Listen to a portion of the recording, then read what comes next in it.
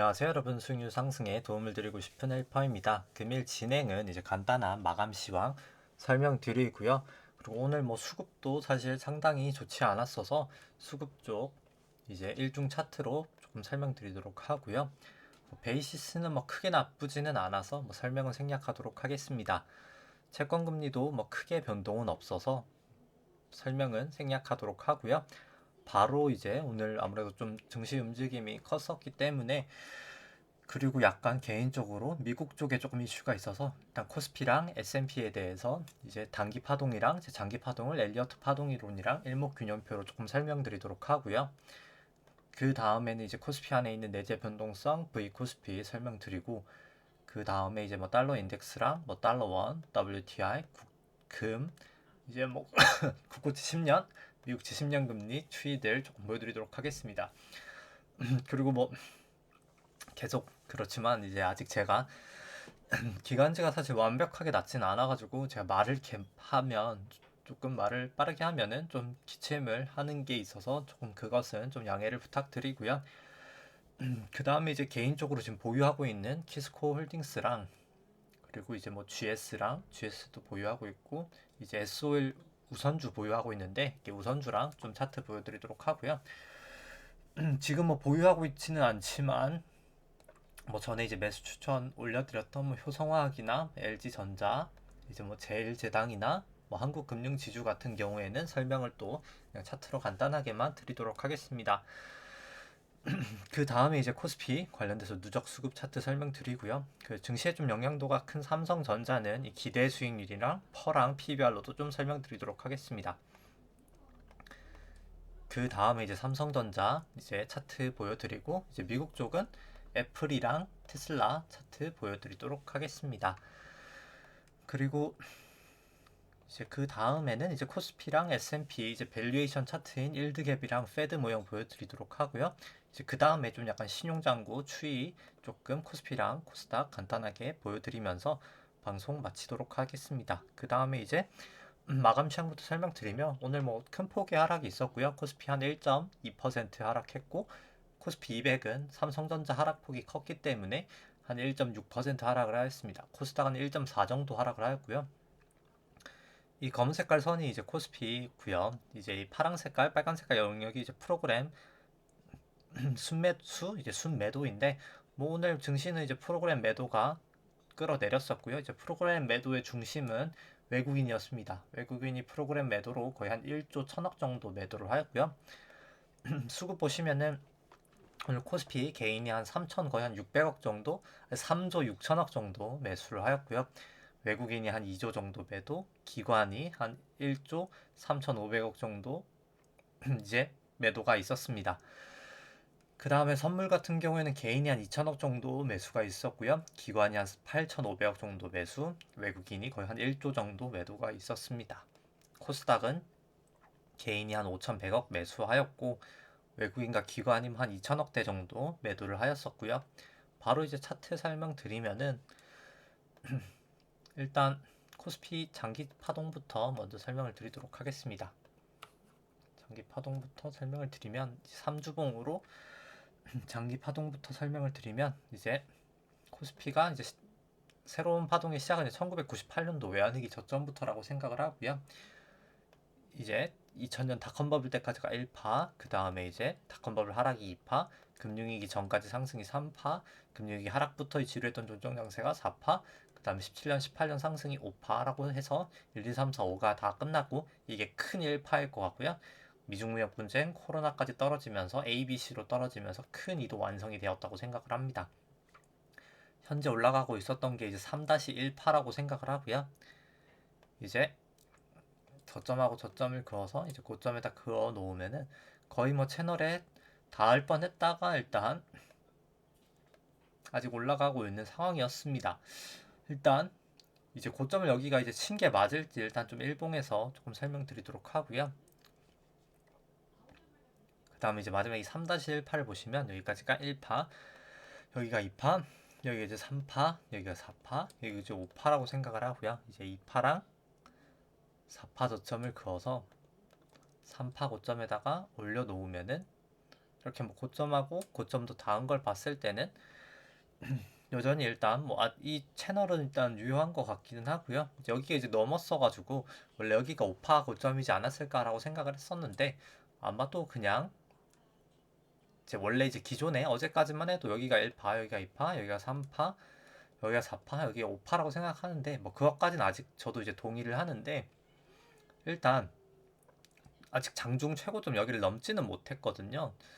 넘지는 못했었는데 일단 지금 나스닥을 봤을 때는 아마도 개인적으로 여기가 마지막 5회 1, 5회 2, 5회 3, 5회 4, 5회 5로 그냥 끝나고 5파가 이제 진짜 완벽하게 끝나고 그 다음에 이제 그냥 떨어지는 파동일 가능성도 뭐 완전하게는 지금 배제를 할 수는 없는 상황이라고 생각을 합니다. 근데 다만 일단 아직까지 코스피 차트로만 봤을 때는 뭐 전환석 기준선 주가가 다 상회하고 있고 뭐 9일 26일 횡스팬도 뭐 아직까지 다 호전되어 있어서 뭐 아직까지는 뭐 그냥 크게 뭐 추세상은 문제가 없지만 그냥 나스닥을 한번 보시면은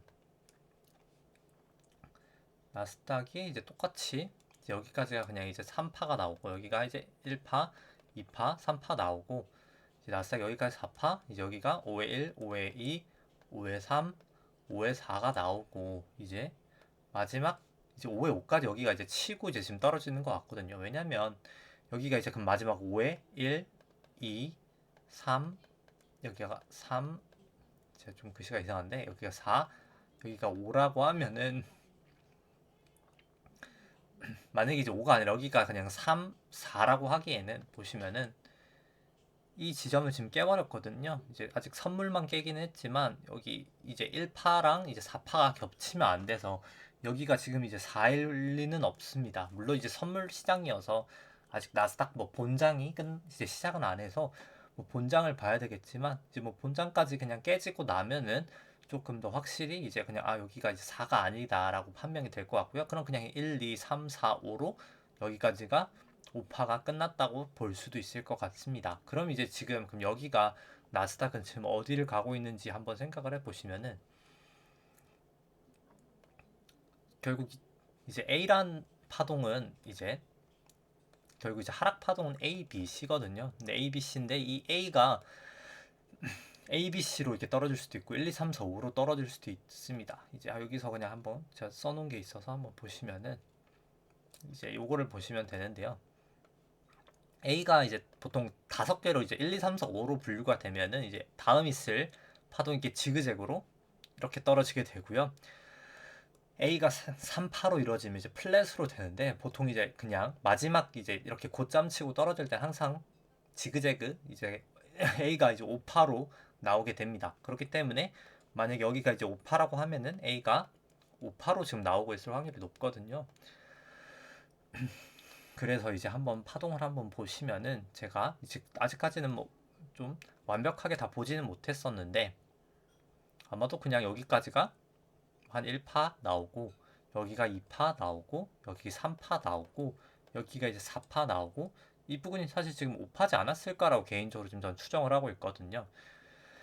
그럼 이제 2파랑 4파 저점을 그어서 여기 3파에다 고점에다가 이제 테널링 이렇게 해보면은 뭐 거의 사실 이 채널도 개인적으로 이 정도면은 뭐 충분히 여기를 이제 다시 올라간다고 하면은 이제 아마도 여기가 그냥 1, 2, 3, 4, 5로 아마도 이제 A파가 아마 그 A파에서에도 1이지 않을까라고 생각을 합니다.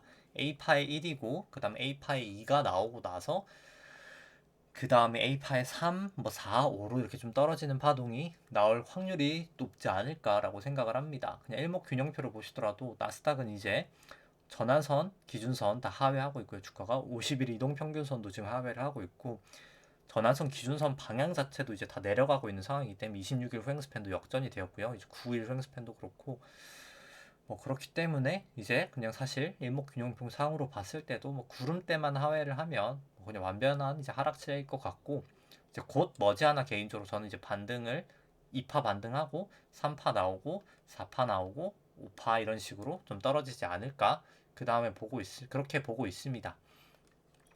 그 다음에는 일단 뭐 미국 쪽 먼저 설명드리고 다시 이제 한국으로 넘어가면은 이제 S&P도 뭐 똑같이 여기까지가 1파, 여기가 2파, 여기 3파, 여기 4파, 이제 마지막 보시면은 5파가 여기가 이제 5회1, 5회2, 5회3, 5회4, 5회5라고 생각하는데 여기가 그럼 이제 5회5에 이제 1파, 2파, 3파, 4파, 5파가 그냥 나오고 지금 떨어지는 거지 않을까라고 생각을 합니다. 뭐 채널로 봤을 때는 뭐 채널이 뭐 아직 다인 건 아니지만 뭐 사실 채널이 꼭 안 닿을 수도 있거든요. 뭐 그렇기 때문에 결국 이제 전고점은 넘었기 때문에 일단 좀 그럴 가능성이 있을 것 같고 S&P 같은 경우에는 뭐 아직 기준선을 깨지는 못했습니다. 전환선하고 9일 횡스팬만 깬 상황이고요. 일단 뭐 그냥 S&P보다는 하락을 봤을 때는 좀 나스닥이 일단 조금 이 1파랑 4파라고 생각했던 부분이 겹쳐서 조금 네, 코스피도 이제 하락을 할 확률이 더 높아지지 않았나라고 생각을 합니다. 그렇기 때문에 이제 전고점은 그걸 넘지 않았는데 그럼 여기가 뭐라고 이제 사실 해야 될까라고 생각을 해보면 아마도 이제 마지막 5파 1, 2, 3, 4, 5파인데 이렇게 전고점을 넘지 못하는 것을 보통 미달 파동이라고 합니다. 뭐 미달 파동도 가능하고요. 아마도 뭐 미달 파동이 이제 가능성이 매우 낮을 확률이 낮아서 보통 일반적에서는 뭐 개인적으로 이 부분을 넘지 않을까라고 이제 생각을 했었는데 뭐 그냥 이제 나스닥만 봤을 때는 좀 미달 파동이 확률이 높을 것 같고요. 이제 뭐 코스피도 확실하게 그냥 보려면은 그냥 여기를 이제 깨면은 이제 여기가 3090이죠. 뭐 3090까지 깨고 내려가면은 뭐 조금 더 확률이 높아지지 않을까라고 생각을 합니다. 일단 이제는 정말 이제 리스크 관리는 좀 필요한 단계이지 않나라고는 개인적으로 일단 지금 생각을 하고 있고요. 그 다음에는 이제 코스피 안에 있는 변동성 V 코스피 보시면 뭐 오늘 큰 폭으로 하락을 하면서 뭐 생각보다 좀 빠르게 이제 하락이 있었기 때문에 제가 예상했던 것보다 조금 변동성도 크게 상승을 했습니다. 뭐 장중 올랐던 것보다는 하락을 했지만 뭐 그럼에도 불구하고 20 정도 기록을 하고 있고요. 뭐 그렇기 때문에 뭐 변동성은 결국은 사실 올라갈 거라고는 생각을 합니다. 이제 뭐 변동성 뭐 전환선 기준선까지 다 올라가고 9일 26일 후행스팬까지도 다 호전이 되어버렸고요. 뭐 달러 인덱스 같은 경우에는 이제 미국 금리가 뭐 크게는 힘을 내지 못하고 있기 때문에 뭐 계속 안 좋아지고 있습니다. 일단 뭐 달러 인덱스는 뭐 추세적으로도 지금 계속 안 좋은 추세로 이어지고 있는 것 같고요. 오히려 이제 달러 원 같은 경우에는 일단 뭐 다시 전환선 위로는 조금 올라왔습니다. 뭐 9일 후행스팬도 아직 이제 호전되었고 뭐 26일 후행스팬 호전될 것 같은데 뭐 일단 아직까지는 뭐 구름대 미치기 때문에 추세가 아주 좋은 추세라고는 생각되지 않고요. 뭐 WTI 같은 경우에 이제 뭐 크게는 움직임이 없는데 뭐 그럼에도 불구하고 일단 아직까지는 전환선 기준선 다 위에 있고 뭐 9일 26일 후행스팬은 다 일단 호전되어 있는 모습이고요. 뭐 금 같은 경우에는 뭐 전환선 기준선 다 위에 있고 뭐 9일 26일 후행스팬 다 호전돼 있어서 뭐 조금씩이나마 뭐 일단 상승을 하고 있습니다. 뭐 일단 뭐 여러 가지 뭐 주가 하락이나 뭐 그냥 인플레이션 해지형으로 저도 지금 한 자산 한 10% 정도는 금을 보유하고 있고요. 이제 국고채 10년물 같은 경우에는 뭐 조금 소폭이나마 상승을 하고 있습니다. 차트도 일단 뭐 다 호전되어 있고요. 미국채 10년 같은 경우에는 일단 지금 기준선은 이제 지금 오늘 지금 상승을 하였고요. 이제 구름대만 넘어가고 26일 후행스팬만 호전되면 될 것 같은데 일단 뭐 추세가 조금 더 확실해지기 위해서는 조금 더 기다려 봐야 될 것 같습니다. 뭐 키스코 같은 경우에는 오늘 그래도 뭐 전환선을 딛고 이제 뭐 한 3% 정도 하락을 하다가 전환선 딱 딛고 한 3.7% 정도 상승을 했고요. 뭐 장중 기준, 종가 기준으로 뭐 사상 최고가입니다. 근데 뭐 사실 키스코가 뭐 지금 유별나게 오른다기보다 그냥 지금 철강 기업들이 다 사실 많이 올랐었고요. 뭐 그 중에서는 뭐 상승률이 엄청 높다고는 할 수 없지만 뭐 저는 사실 그냥 이제 뭐 자사주 매입이나 결국 대주주 간에서 좀 매수를 했었는데 일단 키스코 홀딩스 같은 경우 일단 지금 자사주 매입은 하고 있지 않습니다. 신청은 계속 하고 있는데 주가가 조금 상승하고 있어서 조금 사고 있지는 않고요. 뭐 한국철강 같은 경우에도 뭐 크게 지금 많이 사고 있지는 못하고 있습니다. 그래서 일단 아직 자사주가 뭐 키스코 홀딩스 한 84억 정도 남았을 것 같고요. 뭐 확정적인 건 아니지만 이게 추정치여서 그 다음에 이제 뭐 한국 철강도 한 110억 정도는 더 사야 되지 않을까라고 생각을 합니다. 뭐 다만 뭐 장기적으로는 그래도 한 7만 원까지는 좀 올라갈 수 있지 않을까라고는 보고 있고요. 일단 뭐 아직까지는 추세가 좋고 뭐 1분기 실적도 잘 나왔을 것 같고 2분기, 3분기가 사실 실적은 더 좋을 예정이어서 일단 뭐 아직까지는 뭐 특별하게 보유하지 않을 뭐 이유는 없을 것 같습니다. 그냥 지수 자체는 좀 떨어진다고 해도 저는 그냥 파생 상품으로 해지를 할 생각이고요. 그리고 일단 오늘 개인적으로 제가 이제 콜 들고 있던 거는 뭐 다 하락을 하면서 그냥 조금 다 이제 그냥 거의 BEP 정도에서 그냥 다 매도를 해버렸고요. 오늘 이제 나스닥 같은 경우에도 원래 이제 오늘 아침에는 여기를 이제 깨지 않았었거든요. 이제 이 13,287을 이제 깨면 안 됐었는데 오늘 보시면은 뭐 장 초에는 여기를 깨지 않았어가지고 매수를 했다가 그냥 바로 이제 이 선이 깨지면서 무너질 때 그냥 다시 매도를 했었습니다. 뭐 개인적으로 여기가 1, 2, 3, 4 다음에 이제 5가 있지 않을까라고 생각을 했었었는데 일단 뭐 선물이나마 깨졌기 때문에 조금 그럴 확률이 낮아졌을 것 같고요. 이제 이렇게 1, 2, 3, 4, 5로 일단 뭐 떨어질 확률이 높지 않을까라고 생각을 하고 이거가 이제 A 파지 않을까 생각을 합니다. 그 다음 B 나오고 이제 C로 조금 더 큰 하락이 있지 않을까라고 생각을 하고요. 그 다음에 이제 뭐 삼성전자 보시기 전에 이제 코스피 기대 수익률, 코스피 이제 누적 수급 차트 보시면은 원래 2001년부터 개인이 한 71조 정도 매도를 했었었는데 현재는 보시면 개인이 이제 23조까지 순매수가 늘었기 때문에 그럼 이제 94조인가요? 네. 엄청난 양을 거의 1년 5개월 정도 동안 매수를 하고 있고요. 외국인과 기관은 뭐 엄청나게 지금 계속 매도를 하고 있습니다. 뭐 수급은 좋아 보이지 않고요. 저는 좀 중기적으로는 주식이 좀 하락하지 않을까라고 보고 있습니다. 이 수치 같은 경우에 이제 삼성전자고요. 연두 색깔이 삼성전자의 기대 수익률, 파랑 색깔 선이 이제 삼성전자 주가인데요. 이 연두 색깔 기대 수익률이 높을 때 삼성전자 주식이 이제 싼 거고요. 낮을 때 삼성전자 주식이 비싸다는 이제 그런 선입니다. 삼성전자 보통 항상 8% 정도 하회를 하면 그 다음에 이제 상승할 때 이제 조금 이제 상회를 다시 하면 주가가 이제 하락을 했었고요. 뭐 이번에도 어김없이 7.9 정도 기록하고 나서 주가가 좀 급락을 하였습니다. 아무래도 이제 우파가 있어서 우파가 있을 거라고 생각을 했어가지고 삼성전자 올라갈 수 있을 거라고 생각을 했었는데 아마도 이제 그냥 지금 이제 뭐 단기 반등 있더라도 이제 빠르게 조금 더 하락할 확률이 높을 것 같고요. 퍼랑 PBR을 보시더라도 항상 뭐 PBR 같은 경우로 보시면 2배 정도 이렇게 넘어갈 때 삼성전자 항상 조정을 보였었기 때문에 뭐 저는 좀 삼성전자는 긍정적이진 않지 않나 부정적으로 일단 개인적으로 보고 있습니다. 오늘 뭐 전환선 기준선 다 하회를 하였고요. 9일, 26일 후행 스팬도 다 역전이 되었고 뭐 구름대 진작 이탈을 했기 때문에 뭐 차트는 안 좋은 상황이지 않을까라고 생각을 합니다. 여전히 뭐 좀 부정적으로 보고 있고요. 애플 같은 경우 이제 구름대 안으로 들어왔고 보시면은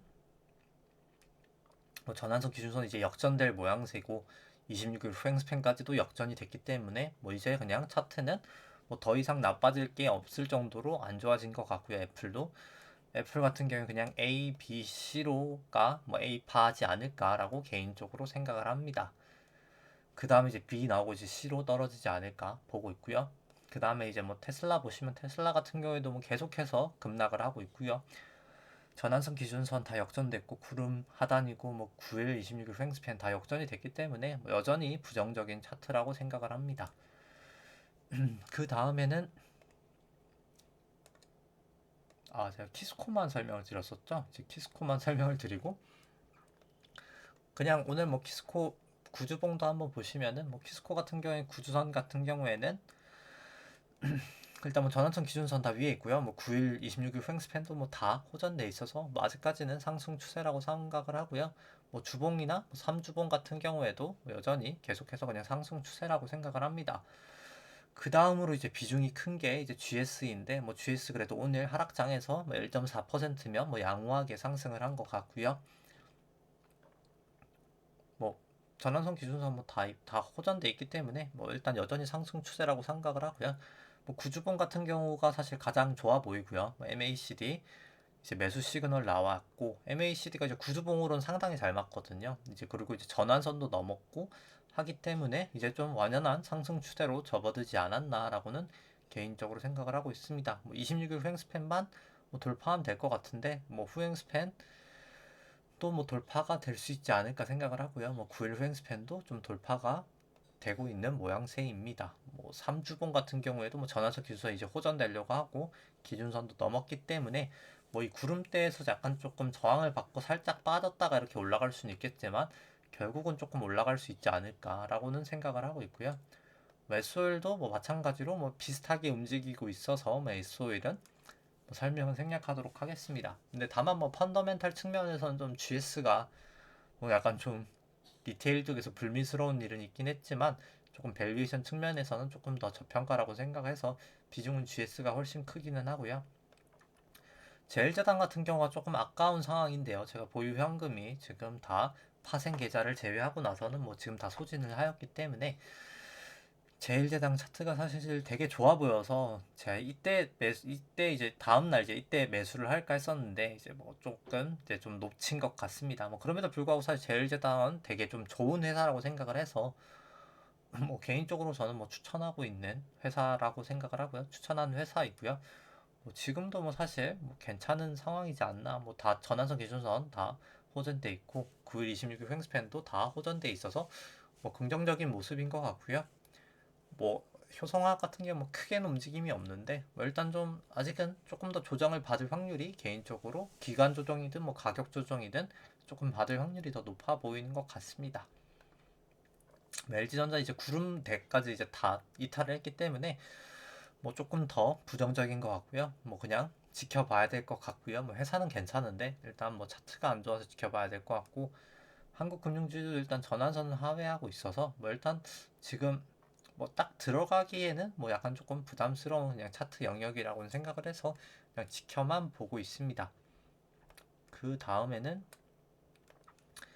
코스피랑 이제 S&P 기대 수익률 보시면은 이제 이 빨간색이 코스피고요. 이제 파란색이 S&P인데 이제 이 수치를 구하는 것은 이제 주식 수익 기대 수익률에서 이제 채권 금리, 국고채 10년 금리를 차감한 수치고요. 높을 때 주식이 저평가, 이제 낮을 때 주식이 고평가라고 생각을 하시면 됩니다.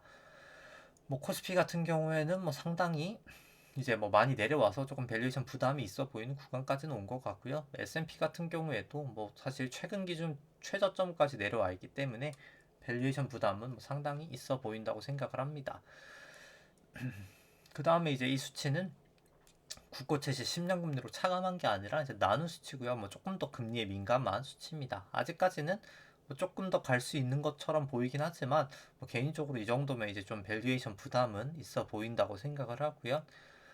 뭐 매일 말씀드리지만은 이게 뭐 이 퍼 같은 경우에는 S&P 이제 트레일링 퍼고요. 뭐 트레일링 퍼여서 조금 높게 나온다고 하실 수 있기 때문에 뭐 그냥 PBR을 보여드리면은 2000년도 이후에 지금 사상 최고치 수준이고요.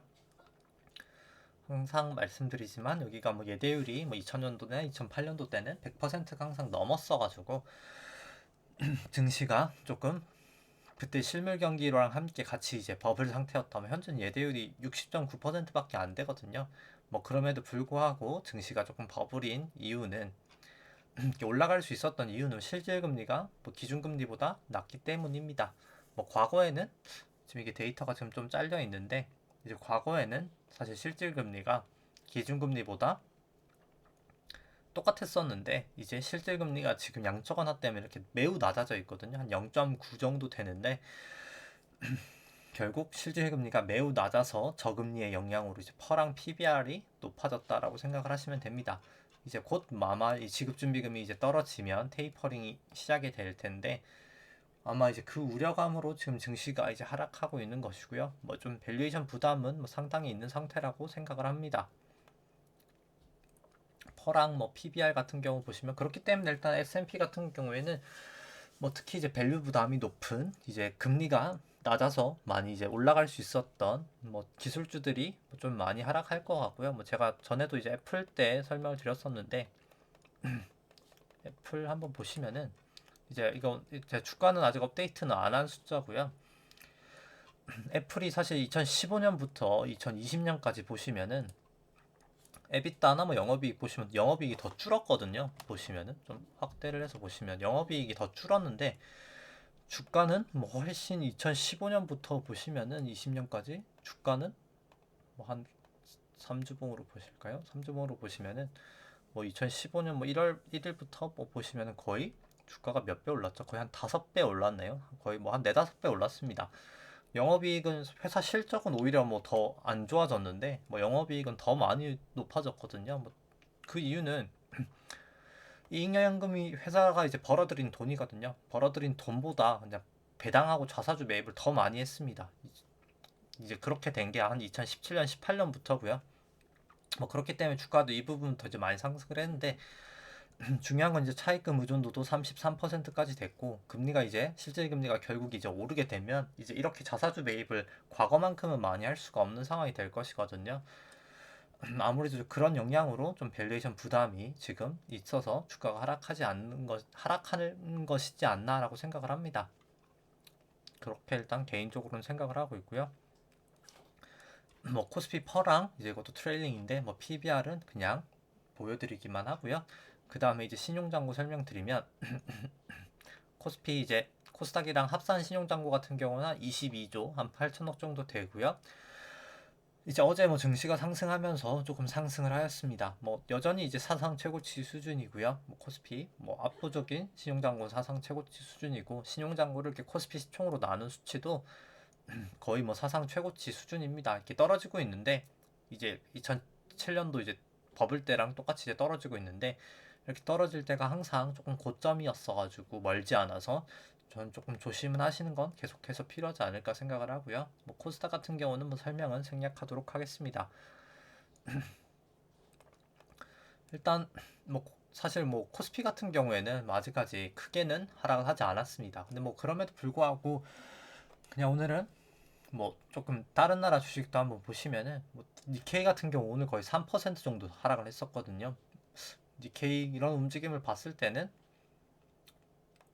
여기가 이제 그냥 4라고 하고 올라가기에는 좀 무리가 있을 것 같고 이제 아마도 이제 여기 같은 경우에는 여기 이제 A 나오고 B 나오고 그다음에 이제 C에 1, C에 2 나오고 C에 3, C에 4, C에 5 이런 식으로 이제 떨어질 확률이 더 높지 않을까라고 생각을 하고 있고요. 뭐 DK는 뭐 상당히 차트가 좋아 보이지 않고요.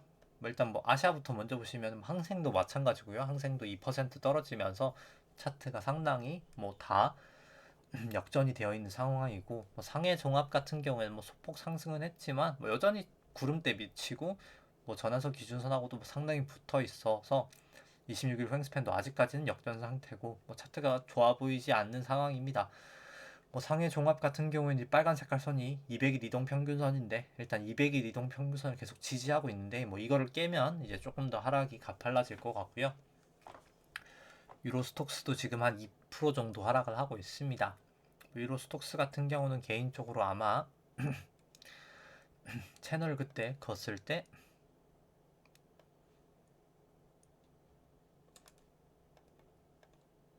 이 부분이 넘었어가지고 뭐 이렇게도 그을 수 있고 사실 유로스톡스는 여기서 이제 긋는 경우도 되는데요.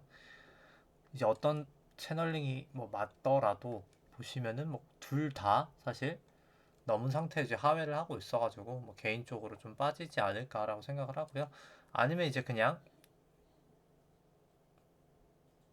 S&P랑 뭐 똑같이 이렇게 봤을 때는 뭐 조금 높게 나오는데 뭐 일단 이럴 확률은 좀 낮아 보여서 뭐 개인적으로 뭐 이제 유로 스톡스도 아마 조금 하락을 할 확률이 개인적으로 조금 더 높지 않을까라고 보고 있습니다. 일단 이렇게 올라가는 경우가 조금 약간 쐐기형 패턴이어서 보통 이제 쐐기형 패턴이라고 하거든요. 이렇게 올라가는 것을 이렇게 올라갔다가 지금 여기를 이제 깨자마자 좀 이렇게 떨어지고 있는데 보통 이런 패턴이 나오고 나서 조금 약간 급락하는 경우가 보통은 많이 발생을 해서 저는 조금 조심할 필요는 증시들이 다 있지 않을까라고 생각을 합니다. 일단 뭐 국내 같은 경우도 이게 기준선하고 전환선이 매우 붙어 있는데 보통 이렇게 붙어 있을 때 이렇게 급락이 되게 많이 나타나거든요. 뭐 지금 볼린저 밴드도 상당히 모여 있고 모여 있을 때 결국 모여 있다가 이렇게 퍼졌다가 다시 모였다가 퍼졌다가 뭐 이런 현상이 이제 볼린저 밴드가 항상 나타나거든요. 이렇게 변동성이라는 건 약간 패턴이 있어서 이제 곧 사실 변동성이 어디든 위든 아래든 결국 주가가 좀 크게 움직일 것 같습니다. 뭐 올라갈 확률이 없다고는 말씀드릴 수 없겠지만 뭐 나스닥이 만약에 장 시작까지 여기를 이제 깨버린다고 하면은 뭐 점점 이제 하락할 확률이 높지 않을까 생각을 하고 있고요.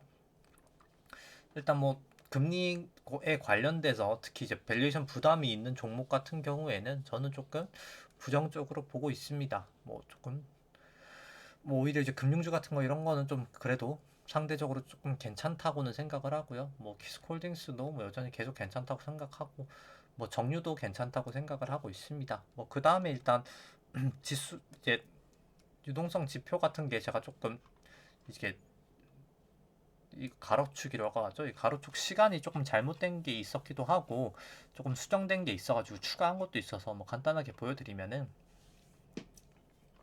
이 일단 금 가격이 약간 살짝 조금 변동이 됐고요. 이 축이 약간 조금 오류가 있어가지고 변동이 되었고요. 이제 금이랑 사실 실질금리랑 어떻게 보면 딱 반대로 움직이거든요. 최근 들어서 이제 실질금리가 이렇게 내려갈 때 금 가격이 올라가고 다시 이제 실질금리가 올라갈 때 금 가격이 내려가서 뭐 사실 실질금리가 이제 결국은 이제 올라가면 금 가격은 내려갈 수도 있기는 합니다. 뭐 일단 그럴 가능성도 뭐 충분히 존재는 한다고 생각을 하고요.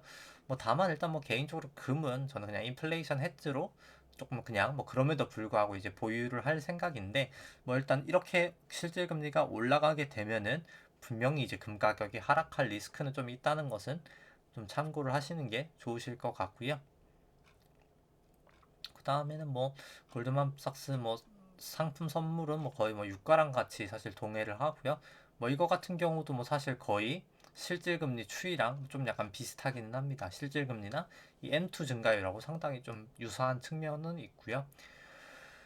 뭐 실업률이나 이제 뭐 PCI 이제 소비자 물가 지수나 뭐 생산자 물가 지수 같은 거 다 올려놨는데 뭐 생산자 물가 지수 지금 상당히 많이 높아진 상황이고요. 보시면은 뭐 이렇게 거의 생산자 물가 지수 뭐 한 3% 정도까지 상승을 한 상황이고 뭐 개인적으로는 사실 물가는 저는 뭐 지금은 좀 약간 지급준비금이 많이 풀리고는 있지는 않아가지고 뭐 지금 당장 물가가 뭐 급등을 이제 기저효과 지금 나오고 있는 거 제외하고는 좀 덜하리라고 생각을 하지만 뭐 중기적으로 이 지급준비금이 조금 많이 하락을 할 것 같아서 충분히 조금 인플레이션이 해지가 되는 자산을 계속해서 저는 보유하시는 게 맞지 않을까 생각을 합니다. 그럼에도 불구하고 그렇기 때문에 제가 뭐 실질금리가 조금 약간 올라갈 수 있는 리스크가 있음에도 불구하고 개인적으로 그냥 금은 보유하였고 뭐 기업 같은 경우에도 결국 다 뭐 철근 뭐 키스코도 철근이죠.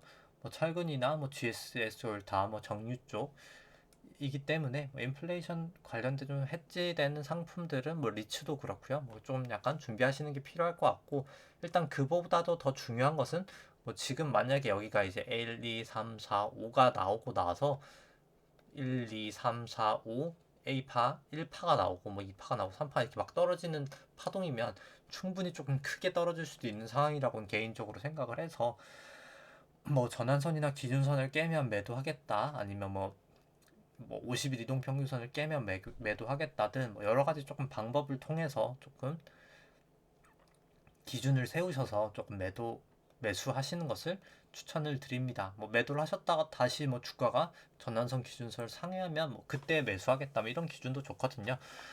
좀 여러 가지 기준을 세우셔서 조금 대응하시는 것을 개인적으로 추천을 드립니다. 뭐 오늘 방송은 이제 여기까지 하도록 하고요. 네, 좋아요와 구독 눌러주시면 감사하겠습니다. 이상입니다.